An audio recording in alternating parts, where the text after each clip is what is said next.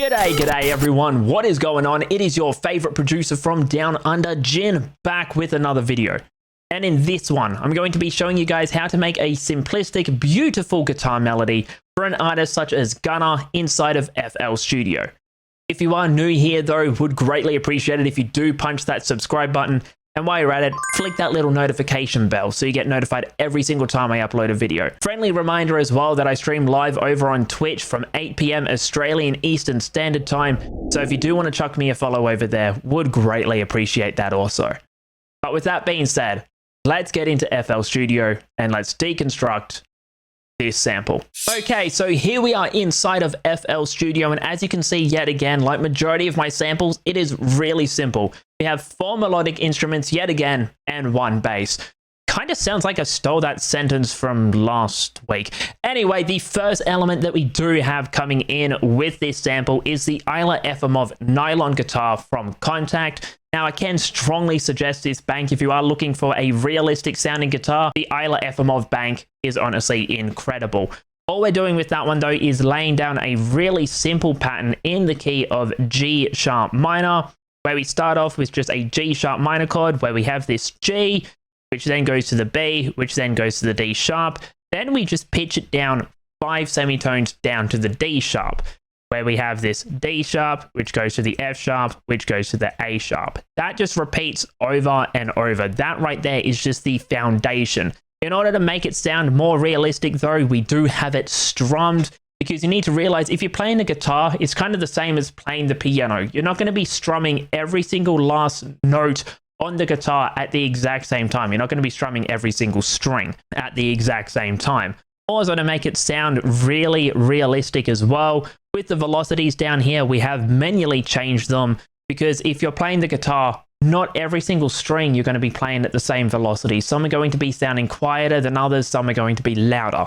So just by changing the velocity, you can actually make your guitars sound more realistic. Going on to the effects with the guitar, we have a Valhalla Vintage Verb coming in, mix on 30%, pre-delay on 0, decay on 0.60. The mode is on chamber, and the preset is tiled room, low cut 350 Hz.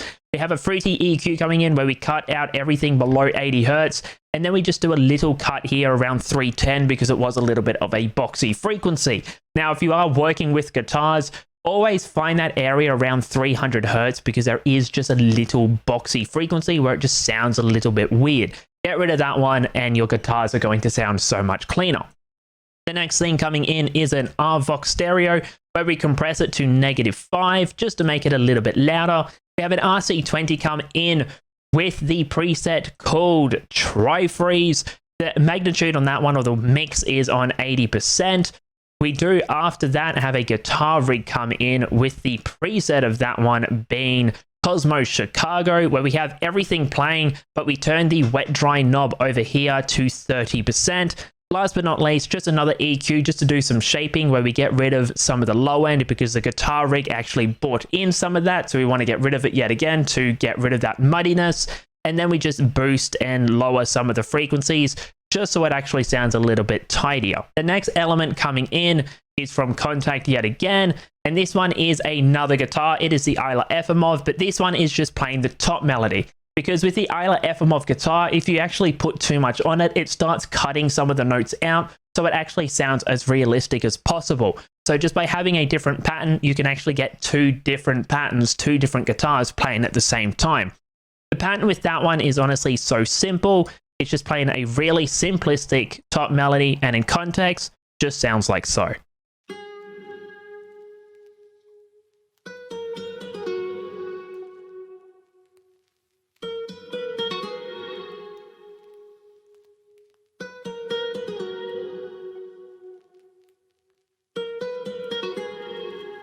Now, the effects with that one are the exact same as the original guitar. We have them both routed to the same track. The next element coming in comes from Contact yet again, but this one is just the Neo Pure Basic Pure piano. And we do have 2 patterns playing. I'm just going to be playing one of them though, where we have the root notes playing, and then we just have a simple top melody. Now, the other pattern, we just get rid of the top melody and it's just the root notes. But all we're doing here is we have the root notes playing, which is a G sharp and this D sharp. And then we just found just a simple combination of notes that actually bounced off the guitar really nicely. In context, this is what the piano sounds like.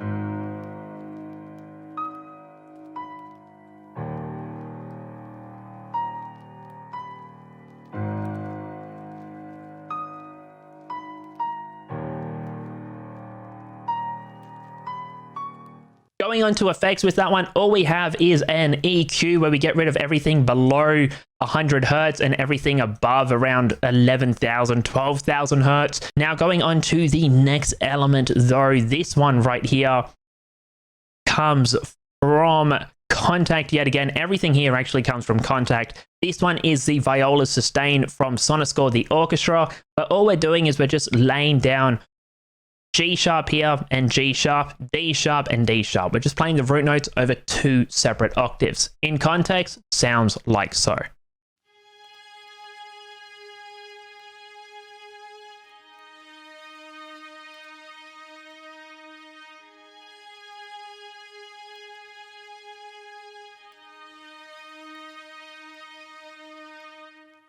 Really simple, but it did actually add that emotional layer. Going on to the effects with this, we literally have no effects on it. We just turned it down a little bit so it would blend in with the rest of the melody.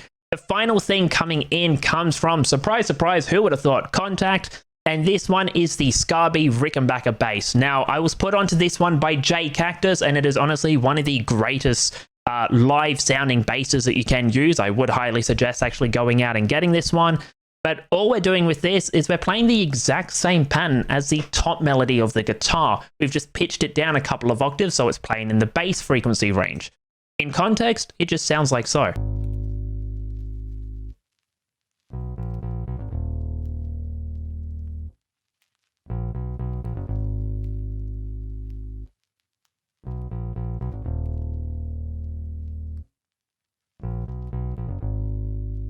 Playing the exact same pattern as the top guitar. With effects on this one, all we threw on was just a decapitator, where we just changed some of the parameters just to make it sound a little bit nicer. Now we do have all of these melodies being routed over to its own melody bus, which is this insert 5, but we have an RC20 come in yet again with the Vinyl 3 preset, a vintage chorus with the second mode mix on about 80% and noise all the way down. We then change the master wet dry to 30%, a Valhalla vintage verb with the tiled room preset yet again, mix 30%, pre-delay on 0, decay 0.4, and a low cut of 500 hertz. Last but not least, we have an EQ coming in, just getting rid of everything below 80 hertz, just to leave room for the bass, because we actually don't have the bass being routed to the melody bus, because I didn't want those effects to be affecting the bass. But yeah, that is the easiest way that you can make an old school, beautiful, simplistic guitar melody for an artist such as Gunna inside of FL Studio. If you are new here though, would greatly appreciate it yet again. If you do, punch that subscribe button, and while you're at it, flick that little notification bell. Friendly reminder as well that I do stream live over on Twitch Monday to Saturday from 8 PM Australian Eastern Standard Time. So if you do want to catch up over there, would greatly appreciate it if you chuck me a follow. But yeah, thank you so much for watching, and I'll catch you all next week for another video.